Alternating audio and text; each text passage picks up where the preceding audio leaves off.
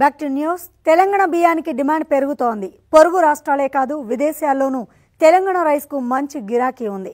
ఇప్పటికే ఇక్కడి బియ్యం సరఫరా చేయాలని 11 రాష్ట్రాలు ఎఫ్సీఐని కోరాయి. తాజాగా ఫిలిప్పీన్స్ కూడా తెలంగాణ బియ్యంపై ఆసక్తి చూపుతోంది. త్వరలోనే బియ్యం సరఫరాపై పౌర సరఫరాల శాఖతో ఒప్పందం చేసుకునే దిశగా అడుగులు వేస్తోంది.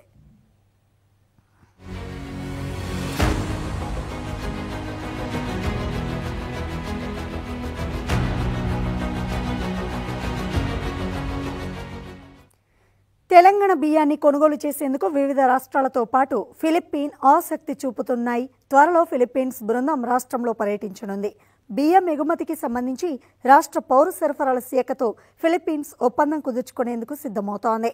దీనిపై ఇప్పటికే ఆ దేశ ప్రతినిధులు సివిల్ సప్లై మంత్రి ఉత్తమ్ కుమార్ రెడ్డి, శాఖ ముఖ్య కార్యదర్శి డిఎస్ చౌహాన్లతో సంప్రదింపులు జరిపారు. వారు వివిధ రకాల బియ్యాన్ని పరిశీలించారు. MTU 110 దొడ్డు బియ్యం రకం కావాలని కూడా ఫిలిప్పీన్స్ కోరింది. అయితే తొలుత నమూనాగా 1,00,000 టన్నుల బియ్యం దిగుమతి చేసుకోవాలనుకుంది. అయితే ఆ తర్వాత మరో 9 లక్షల టన్నుల బియ్యాన్ని కొనడానికి సిద్ధమైంది. ఇక ఇందులో కొంత వడ్ల రూపంలో, మరికొంత బియ్యం రూపంలో తీసుకుంటుందని సివిల్ సప్లై అధికారులు తెలియజేశారు.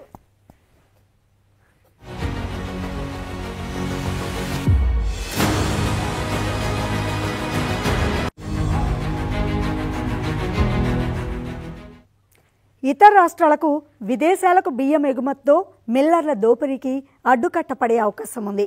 ధాన్యం సేకరణ ప్రక్రియలో ఖరీఫ్ సీజన్ నుంచి బ్యాంకు గ్యారంటీ వంటి నిబంధనలను ప్రభుత్వం విధించింది.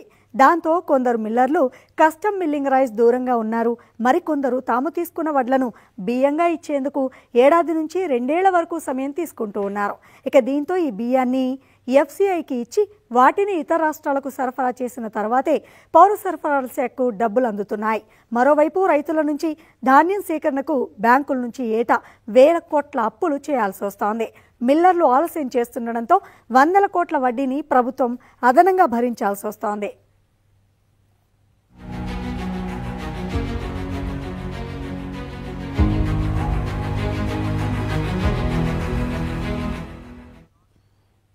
తెలంగాణ బియ్యానికి డిమాండ్ పెరుగుతోన్న నేపథ్యంలో ఫిలిప్పీన్స్ వంటి దేశాలకు ఎగుమతి చేస్తే అదనపు వడ్డీల భారం ఉండబోదని సివిల్ సప్లై శాఖ భావిస్తోంది. ఫిలిప్పీన్స్కు బియ్యం ఎగుమతి చేసిన 60 రోజుల్లోగా డబ్బులు చెల్లించే ఒప్పందం కుదుర్చుకోనున్నట్లు తెలుస్తోంది. విదేశాలకు ఎగుమతులు చేయడం ద్వారా మిల్లర్ల బెదిరింపు ధోరణులకు చెక్ పెట్టడంతో వడ్డీ భారం తప్పుతుందని సివిల్ సప్లై శాఖ భావిస్తోంది.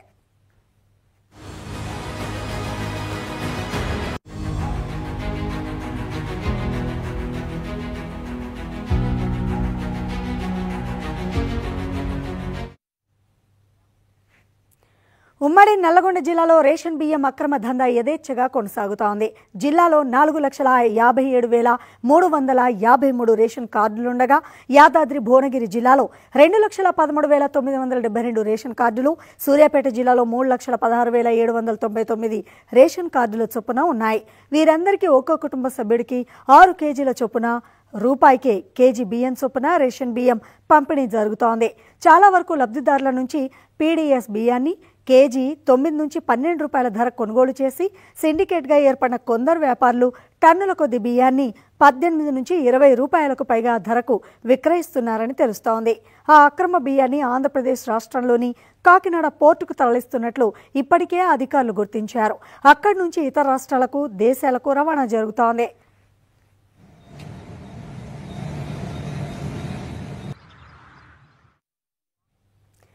జిల్లా వ్యాప్తంగా కొన్ని గ్రామాల నుంచే కొందరు దళారులు రేషన్ కార్డుదారుల నుంచి, రేషన్ డీలర్ల నుంచి 9 నుంచి 12 రూపాయలకు కిలో చొప్పున కొనుగోలు చేస్తూ ఉన్నారు. తర్వాత కేజీకి 4-5 రూపాయల లాభం యాడ్ చేసుకొని వ్యాపారులకు అమ్ముతున్నారు. అదే పీడీఎస్ రైస్ బడా వ్యాపారులు అధిక ధరకు ఇతర రాష్ట్రాలకు అక్రమంగా విక్రయిస్తూ సొమ్ము చేసుకుంటున్నారు. సిండికేట్గా ఏర్పడిన దళారులు రేషన్ బియ్యాన్ని ద్విచక్ర వాహనాలు, ఆటోలు, టాటాఎస్ వాహనాల్లో తీసుకెళ్తూ ఉన్నారు. పాత రైస్ మిల్లులు, రోడ్డు సౌకర్యం ఉండి ఊరు చివరన ఉన్న ఇళ్లలో అడ్డాలుగా ఆ బియ్యాన్ని డంప్ చేస్తూ ఉన్నారు. భారీ మొత్తంలో జమ చేసిన తర్వాత అర్ధరాత్రి సమయాల్లో లారీల్లో హైదరాబాద్, విజయవాడ హైవే పైనున్న కోదాడ అంతరాష్ట్ర సరిహద్దు చెక్పోస్ట్, నార్కెట్పల్లి, అద్దంకి హైవే మీదున్న వాడపల్లి చెక్పోస్ట్, నాగార్జున సాగర్ సరిహద్దు పోస్టుల గుండా ఏపీకి తరలిస్తున్నారు.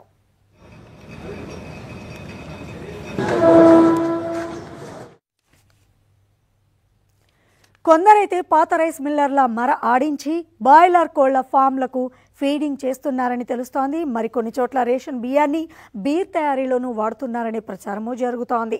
ఇలా పలు రకాలుగా పేదలకు అందించాల్సిన పీడీఎస్ రైస్ దాదాపు సగానికి పైగా అక్రమ మార్గంలో తరలిస్తూ ఏటా కోట్లాది రూపాయలను సంపాదిస్తోంది రేషన్ మాఫియా.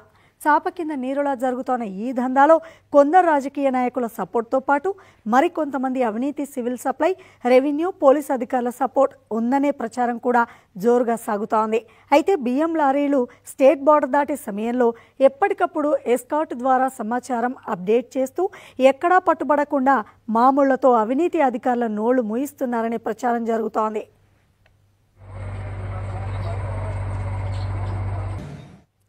ఉమ్మడి నల్లగొండ జిల్లాలో పీడీఎస్ రైస్, రేషన్ బియ్యం దందాపై ఎట్టకేలకు పోలీసు ఉన్నతాధికారులు ఫోకస్ పెట్టారు. తాజాగా పీడీఎస్ రైస్ అక్రమ రవాణాలో 6 కీలక సూత్రధారులను సీసీఎస్ టాస్క్ ఫోర్స్ పోలీసులు అరెస్ట్ చేశారు. ఆంధ్రప్రదేశ్ రాష్ట్రానికి తరలించడానికి సిద్ధంగా ఉన్న రేషన్ బియ్యాన్ని పలుచోట్ల సీజ్ చేశారు. ఏపీ సరిహద్దును ఆనుకొని ఉన్న తెలంగాణలోని సూర్యాపేట, నల్లగొండ జిల్లాల నుంచి యథేచ్ఛగా రేషన్ బియ్యం తరలి వస్తోందని అక్కడి దర్యాప్తు బృందం తెలంగాణ ప్రభుత్వానికి సమాచారం ఇచ్చిందట.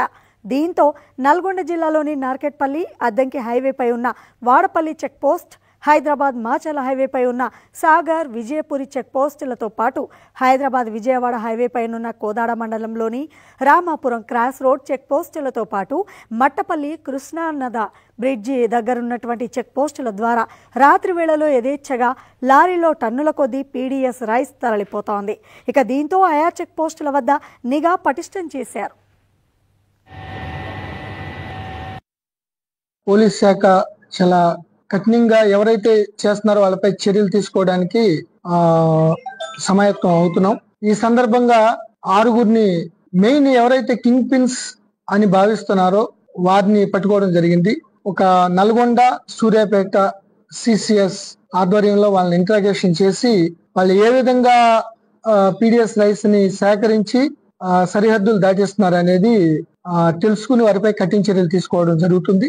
ఇప్పటికే నల్గొండ జిల్లాలో నరసింహరావు అనే ఆయన మీద కంప్లీట్ ఇన్వెస్టిగేషన్ ఆల్మోస్ట్ కంప్లీట్ అయింది. జగదీష్, నరసింహారావు అనే 2 వ్యక్తుల్ని పీడీ యాక్ట్ లో కోదాడ పోలీసులు పంపించడం జరిగింది. ఇటు పీడీఎస్ రైస్ ఇక్కడి నుంచి అటు వేరే రాష్ట్రాలకు వెళ్ళటం, బ్రోకెన్ రైస్ లాగా చేసి అట్లాగే ఆ యొక్క నిఘా నిరంతరం కొనసాగుతుంది. అదేవిధంగా ఇక్కడ పీడీఎస్ రైస్, ఇక్కడ రైస్ మిల్స్ మిర్యాలగూడలో ఎక్కువ ఉన్నాయి కాబట్టి నల్గొండ జిల్లాలో దీంట్లో ఈ యొక్క ఇల్లీగల్ దందాలు నడిపే వాళ్ళు చాలా కొంతమంది ప్రత్యక్షంగా పరోక్షంగా ఉన్నారు కాబట్టి ఇప్పుడు వరకు చాలా మందిని అరెస్ట్ చేశారు.